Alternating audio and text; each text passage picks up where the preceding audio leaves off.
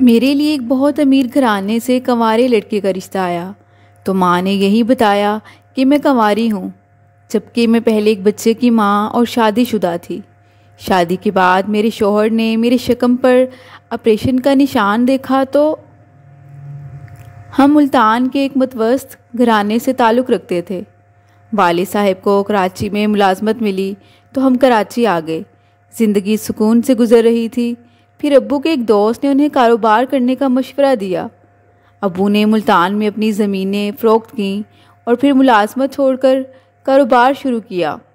رفتہ رفتہ کاروبار دن دگنی رات چوگنی ترقی کرتا گیا۔ دیکھتے ہی دیکھتے ہم لوگ دولت میں کھیلنے لگے۔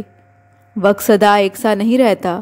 رفتہ رفتہ کراچی کے حالات خراب ہونا شروع ہو گئے۔ روز کے ہنگاموں کی وجہ سے اکثر و بیشتر کاروباری لوگ پریشان ہو کر یہاں سے نکلنا شروع ہو گئے۔ ہم لوگ بھی حوصلہ شکن معاشی حالات کی بنا یہاں سے کسی دوسرے ٹھکانے جانے کا سوچنے لگے۔ والد صاحب نے پہلے ملتان واپس آنے کا سوچا، پھر اپنے ایک دوست سے مشورہ لیا اور یوں ہم لوگ کراچی سے کینیڈا چلے آئے۔ والد صاحب نے اپنا سارا سرمایہ بھی بیرون ملک ٹرانسفر کرا لیا۔ کینیڈا آ کر والد صاحب کو ایک بہت اچھی ملازمت مل گئی کیونکہ وہ ایک ماہر میکینیکل انجینئر تھے۔ اب میرا بڑا بھائی بھی یہاں آ کر کمانے لگا اور ہمارے حالات پھر سے پھر گئے۔ چھوٹا بھائی ابھی تعلیم حاصل کر رہا تھا، میں بھی یہاں آ کر اپنی تعلیم مکمل کرنے میں لگ گئی۔ یونیورسٹی میں پڑھائی کے دوران میری ملاقات راجہ نامی ایک پاکستانی لڑکے سے ہوئی۔ باتوں باتوں میں پتہ چلا کہ وہ پنجاب کا رہنے والا ہے اور ہمارے آبائی شہر سے کچھ کلومیٹر دور ہی ان کا شہر ہے۔ خیر کچھ دنوں بعد ہی میری اس کے ساتھ گاڑی چھننے لگی اور آہستہ آہستہ یہ دوستی پسندیدگی میں بدل گئی۔ راجہ کی والدہ اور بہنیں ہمارے گھر آنے لگیں۔ دیار غیر میں اپنے وطن کے لوگ مل جائیں تو یہ نعمت کم نہیں ہوتی۔ وہ اکثر ہمارے گھر آنے لگیں اور یوں میرے گھر والوں سے گل مل گئیں اور میں راجہ سے اور مانوس ہو گئی۔ ہم ایک دوسرے کے بہت قریب آ گئے۔ میں اور راجہ ساتھ گھومنے جاتے، کھانا کھاتے اور یوں زندگی بہت خوبصورتی سے گزرنے لگی۔ ہم نے شادی کے لیے بہت سے خواب باندھ لیے۔ جب میری تعلیم مکمل ہو گئی تو ابو کو میری شادی کی فکر ہونے لگی۔ گھر میں میرے بیاہ کا تذکرہ ہونے لگا۔ والد صاحب چونکہ اب بیمار رہنے لگے تھے اور ہم دیار غیر میں بیٹھے تھے۔ ان کو میری بڑی فکر تھی کیونکہ میں ان کی اکلوتی صاحبزادی تھی اور بہت لاڈلی تھی۔ خیر والد صاحب نے خاندان اور اپنے دوست احباب کے بہت سے قابل لڑکوں کے نام میرے سامنے رکھے، مگر میں کسی سے شادی کرنے کو تیار نہ تھی اور پھر میں نے راجہ کا نام لیا۔ والد صاحب نے کہا، ہمارے لیے تمہاری رائے سب سے بڑھ کر ہے۔ یوں اس رشتے پر کسی کو کوئی اعتراض نہیں تھا، البتہ امی نے یہ ضرور کہا کہ وہ لوگ جب رشتہ طلب کرنے آئیں گے تو تبھی ہم ہاں کریں گے، ہم خود سے ان سے رشتے کی کوئی بات نہیں کریں گے۔ میں نے کہا ٹھیک ہے، میں راجہ سے بات کرتی ہوں، وہ اپنے گھر والوں کو لے آئے گا۔ اب مسئلہ یہ تھا کہ میں جب بھی راجہ سے کہتی کہ اپنے والدین سے کہو کہ وہ میرے والدین سے رشتہ طلب کریں، راجہ پریشان ہو جاتا، جیسے وہ کسی سوچ میں پڑ جاتا اور کوئی نہ کوئی بہانہ بنا دیتا۔ کچھ دن تو میں نے درگزر کیا، لیکن پھر ایک روز آخر صاف کہہ دیا کہ دیکھو راجہ، اگر تم کسی وجہ سے مجھ سے شادی نہیں کرنا چاہتے تو صاف بات کرو مجھ سے۔ تم مجھ سے محبت کا دعویٰ بھی کرتے ہو اور یوں میرے رشتے کی بات کرنے پر بہانے بھی بناتے ہو۔ تمہارا ایسا رویہ اب مزید نہیں چلے گا۔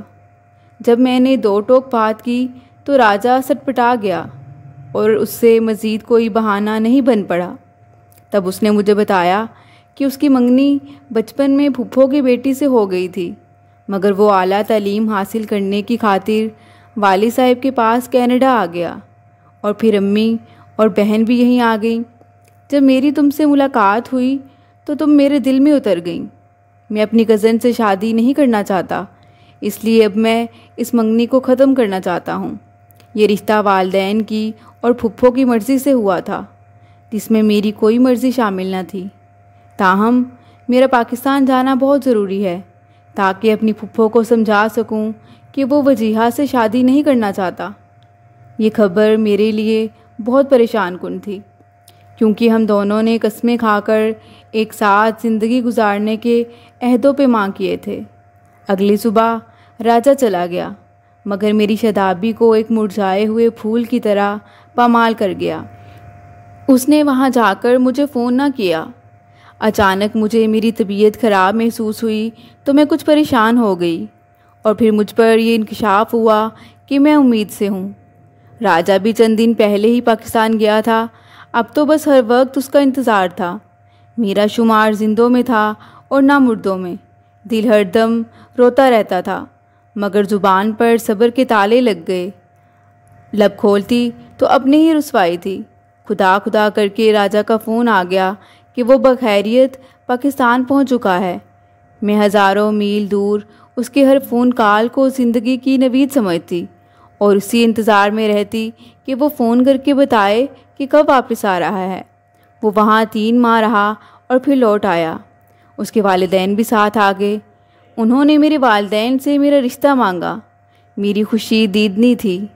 فوراً ہی ہماری شادی کی تاریخ رکھ دی گئی، اور یوں کچھ دنوں بعد ہی میری شادی کینیڈا میں راجہ کے ساتھ ہو گئی۔ شادی کے چند ماہ بعد ہی میں نے ایک خوبصورت بیٹے کو جنم دیا۔ 1 سال تک ہم نے خوش و خرم زندگی بسر کی۔ راجہ مجھ سے خوش تھا اور میں اس سے راضی تھی۔ اس دوران راجہ رشتہ داروں کو دکھانے کے بہانے بیٹے کو اور مجھے پاکستان لے آیا۔ یہاں آ کر مجھ پر انکشاف ہوا اور میرے تو حواس باختہ ہو گئے کہ راجہ شادی شدہ ہے اور اپنی پھوپھی کی بیٹی وجیہہ سے اس کی شادی ہو چکی ہے۔ جب مجھے کسی نے یہ بتایا تو مجھے بہت غصہ آیا۔ دراصل جن دنوں راجہ مجھ سے یہ کہہ کر اپنی پھپھو کو سمجھانے اور یہ منگنی توڑنے کے لیے اپنے گاؤں گیا تھا، خدا جانے وہاں کیا ہوا۔ بہرحال اس نے وہاں اپنی منگیتر سے شادی کر لی۔ تاہم یہ بات اس نے مجھے نہ بتائی، بلکہ کہا کہ وہ پھپھو کو سمجھا رہا ہے تاکہ وہ منگنی ختم کر دیں، پھر ان کی اجازت لے کر وہ واپس آتے ہی مجھ سے شادی کر لے گا۔ راجہ نے میرے دل میں امید کا دیا بجھنے نہ دیا۔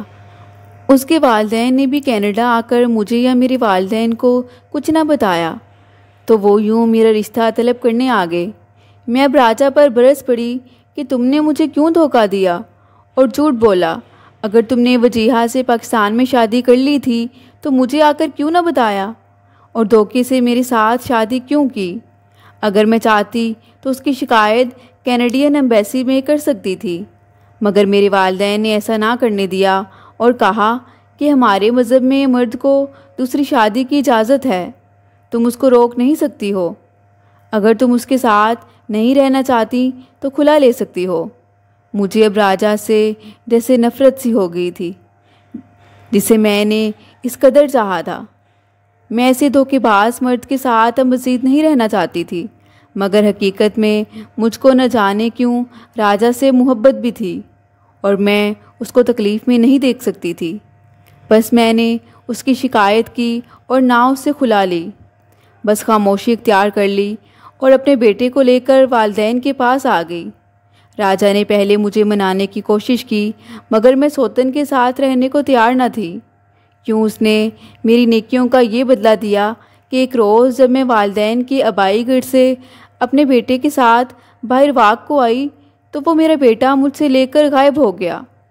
والدین ان کے گھر گئے تو وہاں راجہ تھا اور نہ وجیہہ۔ یقیناً میرا بیٹا اس نے وجیہہ یعنی پہلی بیوی کے حوالے کیا، اور اب وہ اسے لے کر کسی اور ٹھکانے رہ رہا تھا۔ بہرحال اس واقعے نے مجھے توڑ پھوڑ کر رکھ دیا اور میں کینیڈا نہ گئی۔ میری خاطر والدین بھی پاکستان میں ہی رہ گئے۔ شروع میں تو راجہ نے کئی بار کوشش کی تھی کہ میں اس کے پاس چلی جاؤں اور سوتن کو قبول کر لوں، مگر یہ میرے بس کی بات نہ تھی۔ سوتن مجھے کسی حال میں قبول نہ تھی، لہٰذا میں نے راجہ سے علیحدگی اختیار کر لی اور دوبارہ کینیڈا آ گئی۔ 5 سال یہاں رہی، مگر مجھے سکون نہ ملا۔ بیٹے کی یاد بے چین کر دیتی تھی۔ تاہم میں نے پتہ کرایا تو پتہ چلا کہ میرا بیٹا وجیہہ کے پاس خوش و خرم ہے اور وہ اپنی اصلی ماں کو بھول چکا ہے۔ چونکہ موہد اس وقت بہت چھوٹا تھا جب راجا اس کو مجھ سے لے گیا تھا۔ میرے بیٹے نے ہوش سنبھالا تو وجیہہ ہی کو ماں کے روپ میں دیکھا۔ اس نے بھی میرے بچے کو ماں کا پیار دیا کہ وہ اب اس عورت سے دور ہونے پر بیمار پڑ جاتا تھا۔ ہمارے جاننے والوں نے بتایا کہ وہ بیٹا اس عورت سے اس قدر مانوس ہے کہ اگر وہ تمہارے پاس آ بھی گیا تو خوش نہیں رہے گا۔ وہ وجیہہ کے بغیر ایک لمحہ کو بھی کسی دوسرے کے پاس نہیں جاتا۔ ہر ماں چاہتی ہے کہ اس کی اولاد خوش اور سکھی رہے۔ میں نے اپنے لگتے جگر کو وہاں ہی رہنے دیا جہاں وہ خوش تھا۔ میں اسے بے سکون اور ڈسٹرب نہ کرنا چاہتی تھی اور نہ ہی راجا سے کوئی واسطہ رکھنا چاہتی تھی۔ 10 سال تک ہم نہ ملے اور اس دوران مجھے نہیں معلوم کہ راجا اور وجیہہ کہاں رہے۔ کسی سے سنا تھا کہ وہ لوگ کینیڈا چلے گئے ہیں، کیونکہ اس نے میرے ساتھ رابطے کی ہر راہ بند رکھی تھی۔ مجبوراً میں دوبارہ پاکستان آ گئی۔ اب میرے والدین بوڑھے ہو چکے تھے، سب بھائیوں کی شادیاں ہو گئیں اور وہ اپنے گھروں میں خوش و خرم زندگی بسر کر رہے تھے۔ والدین چاہتے تھے کہ میں بھی کہیں شادی کر لوں اور اپنے گھر میں آباد ہو جاؤں تاکہ وہ سکون سے مر سکیں۔ وہ بار بار مجھے کہتے تھے کہ اب تم شادی کر کے گھر بسا لو۔ پہلے تو تم انکار کرتی تھی، مگر میں پھر بھی انکار کیے جاتی۔ جب والدین میری وجہ سے بہت پریشان رہنے لگے، ان کا بہت زیادہ اصرار بڑھا، تو آخر میں نے ایک روز کہہ دیا، میری عمر 35 سال ہے، مجھ سے کون شادی کرے گا؟ والدہ نے کہا، آج کل اکثر لڑکیاں 30 سال میں شادی کرتی ہیں، تم کوئی بوڑھی نہیں ہوئی ہو جو تم کو کوئی اچھا رشتہ نہ ملے گا۔ میں نے کہہ دیا کہ پھر ڈھونڈ لیں کوئی اچھا رشتہ، مل جائے تو کر لوں گی شادی، اور میں اٹھ کر اپنے کمرے میں آ گئی۔ اپنا بیٹا مجھے بہت یاد آ رہا تھا۔ امی کو میرا بس یہ کہنا غضب ہو گیا۔ وہ ہر آئے گئے سے میرے رشتے کے لیے کہنے لگیں۔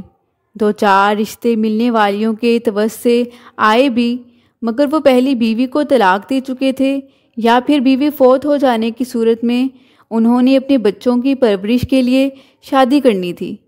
میں نے جان بوجھ کر ٹالنے کو امی سے کہہ دیا کہ مجھ کو یہ دونوں صورتیں منظور نہیں ہیں۔ سچ بات تو یہ تھی کہ مجھے اب شادی سے ہی خوف آتا تھا۔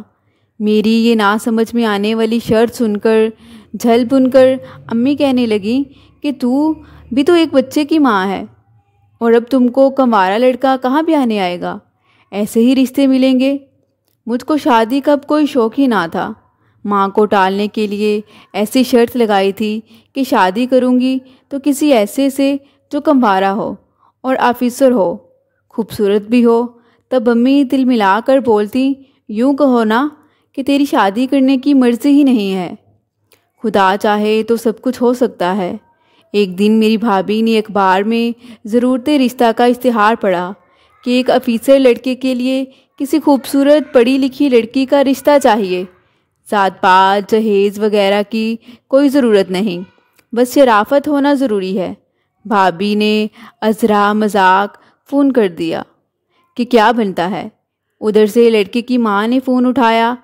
بھابھی کا انداز گفتگو اس خاتون کو پسند آیا اور وہ پتہ پوچھ کر ہمارے گھر آ گئی۔ گھر میں امی اور بھابھی نہیں تھیں، دونوں بازار گئی ہوئی تھیں۔ میں نے اس خاتون کو بھابھی کی مہمان سمجھ کر عزت سے بٹھایا اور خاطر تواضع حسب رواج دی۔ تھوڑی دیر بیٹھ کر وہ چلی گئیں اور گھر جا کر فون کیا، بھابھی سے بات کی اور کہا کہ ہم کو لڑکی پسند آ گئی ہے، لڑکی بہت خوبصورت اور سلجھی ہوئی ہے، کل آپ لوگ ہمارے گھر آ جائیں اور ہمارے بیٹے کو دیکھ لیں۔ امی اور بھابھی ان کے گھر گئے۔ لڑکا اسمارٹ، خوبصورت، مہذب اور کلاس 1 آفیسر تھا۔ یہ بہت سادہ سے دیہاتی لوگ تھے۔ لڑکا پڑھ لکھ کر اچھے عہدے پر پہنچ گیا تھا۔ امی کو یہ لوگ بے حد اچھے لگے کہ وہ بہت سچے لگتے تھے۔ ہر بات کھل کر امی سے کی، مکر و فریب ان میں بالکل نہ تھا۔ امی اور بھابھی لڑکے کی فوٹو بھی لے آئیں۔ مجھے جب فوٹو دکھائی تو میں خوب ہنسی کہ امی جان آپ کس دنیا میں رہتی ہیں؟ میں شادی شدہ اور ایک بچے کی ماں ہوں۔ جب آپ ان کو یہ بتائیں گی تو وہ کیوں کر ہم سے رشتہ کریں گے؟ امی شاید ان سے اس قدر متاثر ہوئیں کہ بولیں، ہم ان کو یہ بتائیں گے ہی نہیں، یہی کہیں گے کہ ہماری لڑکی کی شادی نہیں ہوئی تو کون سا شادی شدہ لگتی ہے؟ دیکھنے والا تو ابھی بھی تمہیں غیر شادی شدہ ہی خیال کرتا ہے۔ میں نے امی کی بات سن کر سر پکڑ لیا۔ امی کیا ہو گیا ہے آپ کو؟ کیا ایسی باتیں بھی چھپتی ہیں؟ کیوں نہیں، تمہاری شادی تو کینیڈا میں ہوئی تھی، تب تمہاری عمر بھی کم ہی تھی، 1 سال بعد ہی تو طلاق ہو گئی۔ ہمارے اس محلے میں تو بہت کم لوگوں کو یہ پتہ ہے، یہاں کسی کو نہیں خبر۔ بس تم ویسے ہی کرو جیسے میں کہتی ہوں۔ اور ہاں ایک بات میری، اب تم خدا کے واسطے سمجھ لو، بیٹے کو بھول جاؤ۔ کہ سن کر میں ایک دم خاموش ہو گئی، مگر امی کے چہرے پر فکر اور پریشانی کے آثار صاف ظاہر تھے۔ وہ بھی اب تم سے ملنے نہیں آئے گا۔ اگلے دن شاہد صاحب آ گئے، ان کو ڈرائنگ روم میں بٹھایا گیا۔ ان کے والدین بھی ہمراہ آئے تھے۔ امی ابو ان سے کافی دیر باتیں کرتے رہے۔ بھابھی مجھے لینے آ گئیں۔ میں بجھے ہوئے دل کے ساتھ وہاں گئی۔ جب میں نے لڑکا دیکھا تو واقعی وہ دل کو بھایا۔ وہ سلجھا اور اچھا لڑکا تھا۔ دل نے کہا اگر تمہاری شادی نہ ہو چکی ہوتی تو ضرور اسی سے شادی ہوتی۔ غرض ایسا راجا کے بعد میں نے پہلی بار کسی کے لیے محسوس کیا تھا، یا پھر میرے ماں باپ کی اللہ نے سن لی تھی۔ لیکن میں تو بیوہ تھی اور نہ طلاق یافتہ، میرے ساتھ تو شادی شدہ کا لیبل لگا ہوا تھا۔ امی ابو نے مولوی صاحب سے پوچھا کہ اگر شوہر 10 سال سے غائب ہو اور اس عرصہ میں اپنی صورت بھی نہ دکھائی ہو اور نہ کبھی کوئی رابطہ کیا ہو، کبھی بیوی کو خرچہ بھی نہ دیا ہو، تو کیا ہم اپنی لڑکی کی دوسری شادی کر سکتے ہیں، جبکہ شوہر کا کوئی اتا پتہ بھی نہیں ہے کہ کہاں گیا ہے؟ مولوی صاحب نے کہا کہ بے شک ایسی صورت میں آپ بچی کا نکاح کر سکتے ہیں، کیونکہ 10 برس ایک طویل مدت ہے۔ یوں تو ہو سکتا ہے یہ بیٹی ساری زندگی انتظار کی آگ میں جلتی رہے اور وہ آئے بھی کہ نہیں، اور کیا پتہ وہ زندہ بھی ہے کہ نہیں جو کبھی رابطہ نہ کیا۔ والی صاحب نے کہا نہیں مولوی صاحب، ہوگا تو ضرور وہ بغیرت زندہ ہے، بس وہ بیٹا لے کر چھپ کر بیٹھا ہے کہیں، یا پھر بیرون ملک جا چکا ہے۔ اب مسئلہ یہ تھا کہ جب شادی کا بتائیں گے تو کیا لڑکے والے قبول کر لیں گے یا نہیں، جبکہ شاہد صاحب کنوارے تھے۔ بھابھی نے تجویز دی کہ شادی کا نہ بتائیں، بلکہ یہ کہیں کہ نکاح ہوا تھا اور رخصتی نہ ہوئی تھی۔ آدھی بات کریں گے اور آدھی بات نہیں بتائیں گے، اور بچے کا تو ذکر کرنے کی ضرورت نہیں۔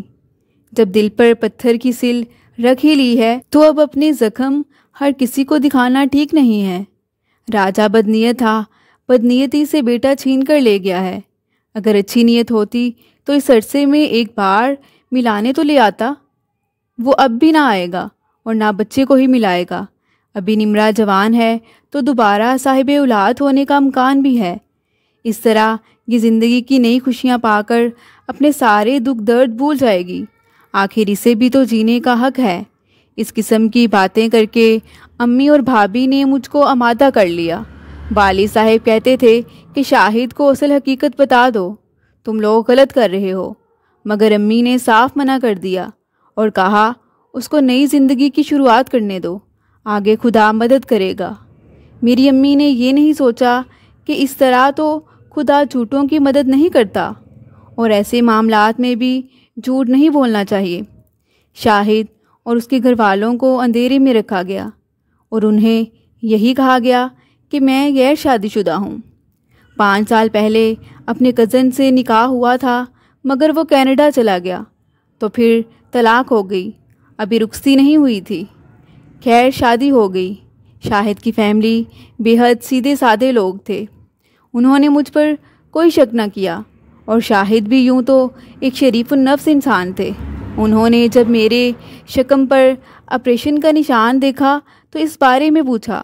میں پہلے تو کچھ پریشان ہوئی، پھر میں نے کہہ دیا کہ میرے پیٹ میں رسولی تھی، اسی کا آپریشن ہوا تھا کہ جو مجھے امی نے پہلے ہی سے سکھایا تھا۔ میرا بیٹا موہت آپریشن سے پیدا ہوا تھا۔ وہ یہ سن کر کچھ خاموش سے ہو گئے اور اس وقت اس بارے میں مزید کوئی بات نہ کی۔ میں مطمئن ہو گئی کہ اب سب ٹھیک ہے، مگر مجھے نہیں معلوم تھا کہ آگے میری زندگی میں ابھی کیا کیا طوفان آنے والا ہے۔ خیر زندگی ایک بار پھر کمل کے پھول کی طرح کھل گئی۔ ماضی کی یاد کیچڑ جیسی تھی۔ اگرچہ بیٹے کی جدائی کا احساس گراں محسوس ہوتا تھا، تاہم دل کے نگاہ خانے میں پھر سے تصورات کی صورت آباد ہونے لگے۔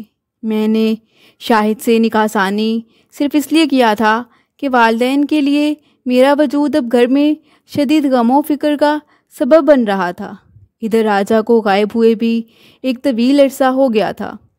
ہمارے گھر میں مدت بعد بہار آئی تھی کہ میں رخصت ہو کر شاہد کے گھر چلی گئی تھی، اور وقت کی ستم ظریفی نے جو مجھ پر ظلم کیا تھا، آج میری قسمت نے اس کی تلافی کر دی تھی کہ شاہد جیسا اچھا شوہر مجھے مل گیا تھا۔ شاہد صاحب کی یہ پہلی شادی تھی، لہٰذا انہوں نے اس تقریب کو خوب دھوم دھام سے منعقد کیا تھا۔ اگرچہ ہر عورت کی یہی آرزو ہوتی ہے کہ وہ اپنے آپ کو ایک سجی سنوری دلہن کے روپ میں دیکھے، مگر میرے لیے یہ ایک کربناک تجربہ تھا، کیونکہ پس پردہ دل میں خلش اور ذہن میں ایک بڑی الجھن موجود تھی، جس کا علم میری نئی جیون ساتھی کو بالکل نہیں تھا۔ شاہد نے مجھے بہت پیار دیا۔ رفتہ رفتہ میرے ذہن کا بوجھ ہلکا ہو گیا اور میں نارمل ہو گئی، شوہر اور ذمہ داریوں کو نبھانے لگی اور نئے سرے سے زندگی میں دلچسپی لینے لگی۔ دوبارہ سے میرا گھر آباد ہو گیا تھا اور میں نئے حالات کو قبول کر کے ماضی کا کرب سب بھول گئی۔ یہ شاہد ہی کی شخصیت تھی کہ جس نے میرے سارے دکھ سمیٹ لیے تھے۔ وہ ایک شفیق، مخلص اور پیارے انسان تھے۔ وقت واقعی مرہم کا کام کرتا ہے۔ میرے روز و شب اچھے اور سہانے گزرنے لگے۔ سال کے بعد اللہ تعالیٰ نے مجھے ایک پیارے سے بیٹے سے نواز دیا۔ یہ ہم دونوں کی خوشیوں کا سرچشمہ بنا۔ زندگی اور بھی خوبصورت لگنے لگی۔ بیٹے کے بعد ایک پیاری کلی جیسی بیٹی سے اللہ نے ہمیں نوازا۔ میں بچوں میں ایسی کھوئی کہ پھر مجھے اپنی بھی ہوش نہ رہی۔ امی کہتی تھیں، بیٹی میں نے کہا تھا نا کہ خدا تمہیں دوبارہ خوشیاں دے گا، سو میرا کہا سچ ثابت ہوا ہے۔ یہ بات ٹھیک تھی، مگر جو کانٹا امی نے نکالا نہیں تھا وہ بالآخر مجھے چبھ ہی گیا، بلکہ برباد کر گیا، اور وہ یہ کہ شاہد اور میرے سسرال والوں سے یہ حقیقت چھپائی گئی تھی کہ میں پہلے سے شادی شدہ اور ایک بچے کی ماں ہوں۔ مجھے کنواری کہہ کر ان سے دھوکے سے دوسری شادی کی گئی تھی، مگر یہ راز تو ایک بڑی حقیقت تھی اور اس کو کبھی نہ کبھی کھلنا ہی تھا۔ ایک روز اچانک راجا کی آمد نے طوفان کی صورت میں میری پرسکون زندگی میں ہلچل مچا دی۔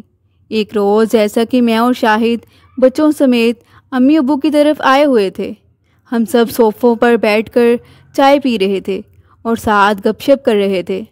اچانک دروازے پر کسی نے بیل دی۔ ملازمہ نے دروازہ کھول دیا۔